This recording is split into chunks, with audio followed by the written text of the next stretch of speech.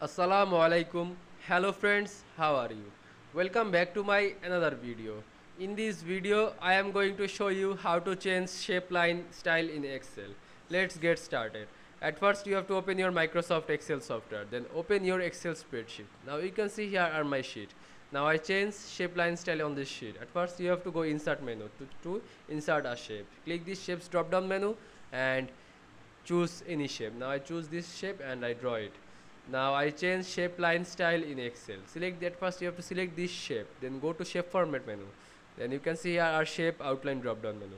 Click this drop down menu. Now choose a color on shape outline. Now I choose yellow, and then increase white on this line. Now I change shape.